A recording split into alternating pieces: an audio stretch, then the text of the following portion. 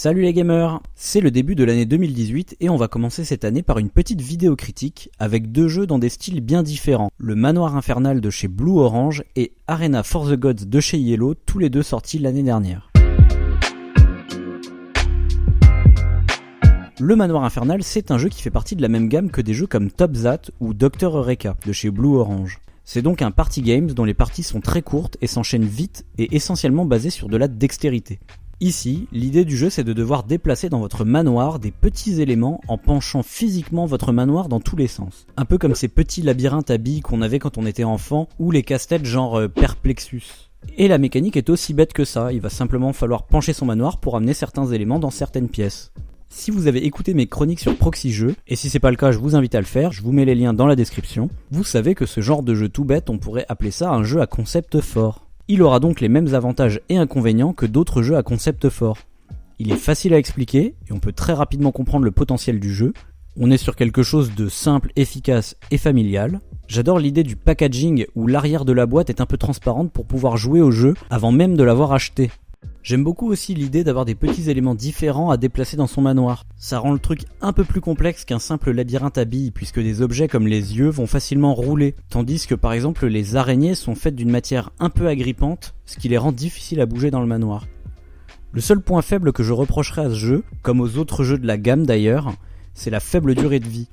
Une manche se joue vite et on a donc vite fait le tour du concept, donc au bout d'un moment le jeu ne surprend plus et ça devient vite répétitif.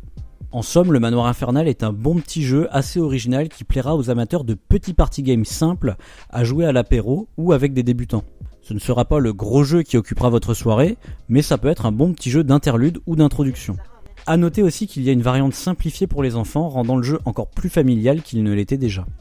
Passons maintenant à un jeu un petit peu plus lourd, avec Arena for the Gods, un jeu français de Maxime Rambourg, le même auteur que Big Book of Madness et Le Truc le Plus dont je vous avais déjà parlé dans mon chirurgien numéro 3.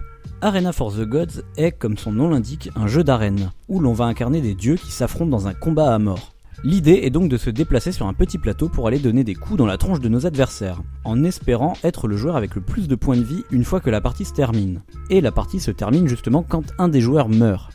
C'est un jeu qui me fait pas mal penser au titre phare de chez Yellow, King of Tokyo, car il utilise aussi une mécanique de type Yams ou Yahtzee, c'est-à-dire qu'on jette une poignée de dés et qu'on a la possibilité d'en relancer une partie pour pouvoir obtenir certaines combinaisons. Et puis d'ailleurs quand on y réfléchit, King of Tokyo c'est aussi un jeu d'arène. C'est juste que l'appréhension de l'espace n'est pas la même, puisqu'il y a juste la zone de Tokyo au milieu, là où dans Arena for the Gods, on est plutôt sur des déplacements plus spatiaux, utilisant une grille de cases. Mais la vraie originalité de Arena for the Gods, c'est surtout que le jeu va être divisé en deux grandes parties. D'abord une phase d'enchères, durant laquelle vous allez miser des points de vie lors de plusieurs enchères simultanées, pour pouvoir vous équiper et essayer d'avoir de meilleurs objets que les autres. Et seulement ensuite, dans un deuxième temps, on va se fracasser joyeusement dans l'arène. C'est pas la mécanique du siècle, mais ça permet surtout de bien renouveler les parties, en ayant à chaque fois des configurations d'objets différentes, et je peux vous dire que ça change vraiment tout d'une partie à l'autre. C'est un petit peu comme les pouvoirs des aliens dans Rencontre Cosmique, qui vont avoir énormément d'influence sur comment le jeu se déroulera. Puis il y a aussi un côté agréable à devoir chercher les combos entre les cartes, ou à vouloir contrer les objets des adversaires. La deuxième partie plus orientée baston n'est pas non plus inintéressante, entre le côté Yahtzee-like, qui nous force à réfléchir à quel dé on va devoir relancer, mais aussi et surtout grâce à ce système de points de vie, puisque comme je vous l'ai expliqué, le but du jeu n'est non pas de tuer tout le monde, mais bien d'avoir le plus de points de vie quand quelqu'un meurt. Et donc c'est une manière assez maligne et élégante de forcer les joueurs à attaquer celui ou celle qui est actuellement en tête. Sauf que bien évidemment ça serait trop simple si les points de vie n'étaient pas cachés. Et l'ambiance autour de la table sera souvent à essayer de se justifier en jouant les martyrs pour dire que c'est nous qui avons été le plus tapés et qu'on n'est pas du tout en train de gagner.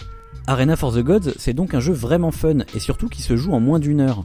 Une ambiance forte autour de la table qui propose au final une sensation assez différente de King of Tokyo, tout en gardant un système similaire qui ne dépaysera pas les joueurs débutants. Comme je vous ai dit, on est plus en train de se justifier plutôt que de se taper sans trop réfléchir. En plus de ça, je trouve que le jeu n'est pas très cher par rapport à la gamme dans laquelle il se situe, et le matériel est vraiment sympa à manipuler pour le coup.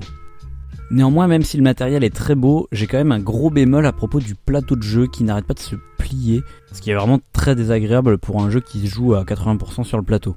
Voilà, c'était tout pour les chroniques de ce mois-ci. Cette vidéo a été sponsorisée par la boutique en ligne Philibert. Si vous souhaitez vous procurer les jeux dont j'ai parlé dans cette vidéo, je vous mets des liens dans la description. Si vous souhaitez me suivre sur les réseaux sociaux, je vous mets les liens vers mon Facebook et mon Twitter dans la description, ou vous pouvez également vous abonner à ma chaîne si vous voulez suivre directement mon contenu sur YouTube. Et sur ce, je vous dis ciao les gamers!